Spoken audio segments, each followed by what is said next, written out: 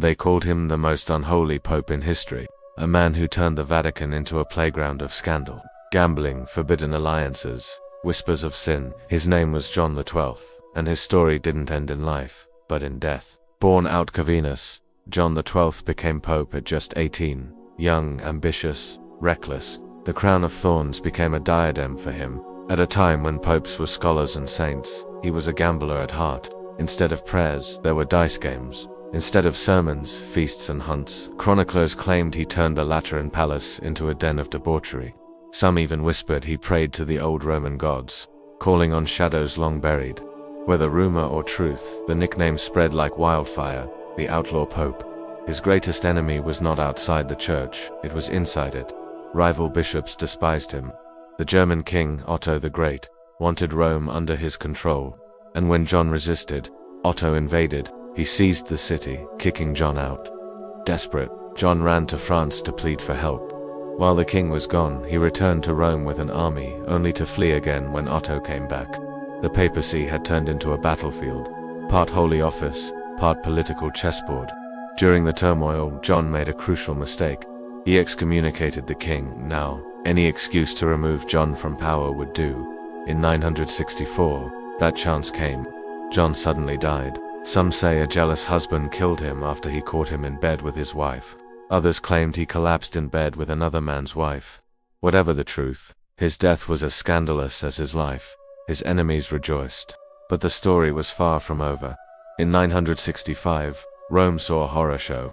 Pope Stephen VI dug up the corpse of Pope Formosus from his tomb. Dressed in papal robes, the rotting body was paraded through the streets to St. Peter's. There, the corpse was forced to answer charges of heresy, perjury, and simony. The charges were concocted, the trial a farce. The guilty verdict was expected. In the end, they cut off his blessing fingers and threw the corpse into the Tiber River. The corpse swam. That was how bad John's enemies wanted him dead. They threw him in a sewer near his residence. But the next day his body was missing. The legend grew that John's ghost was haunting Rome, taking revenge on his enemies. But the truth was more gruesome. After John's death, his remains were sent to the family estate near Tivoli. But in the year 1000, his brother, the Bishop of Todi, desecrated his grave. He dug up the bones, smashed them, and mixed them with mortar.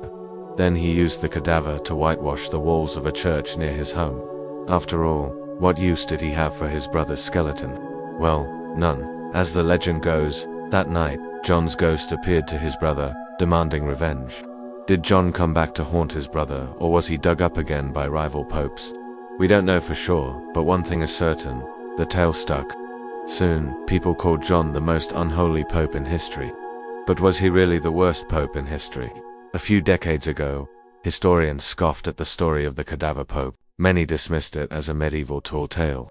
But recent excavations in St. Peter's Square may prove the story true.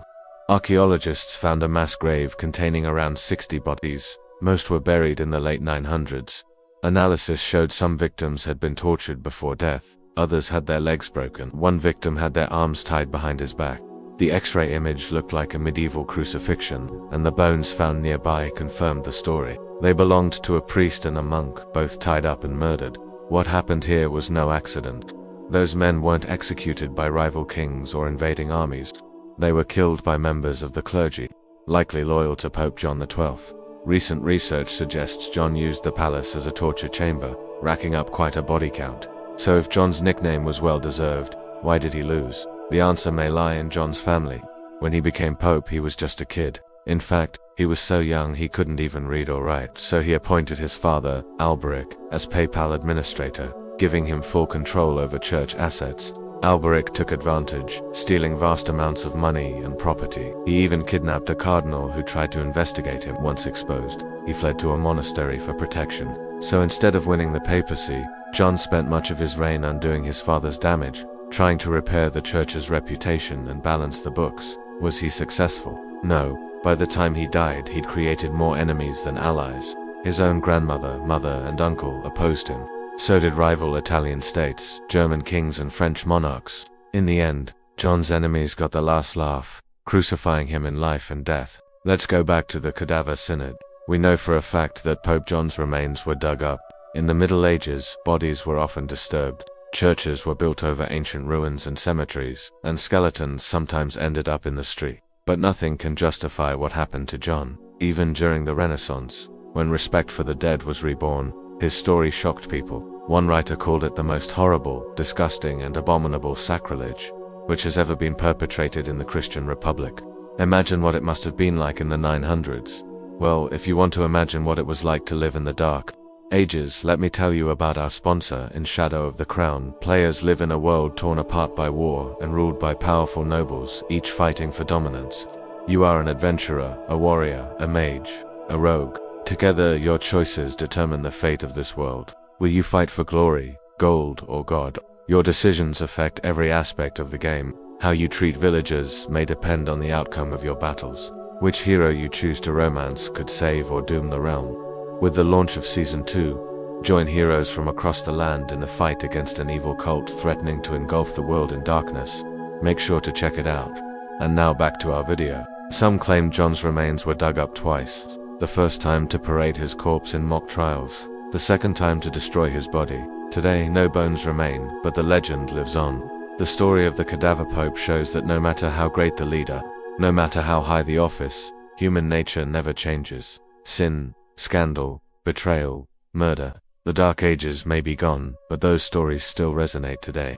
As for John, he lost the game of power. Yet many believe he won the battle of death, haunting the Vatican until his bones were dust.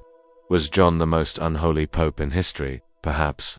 But as his story shows, faith becomes theater and power turns deadly when the holiest office in Christendom becomes the deadliest game of all. This was the story of the Outlaw Pope.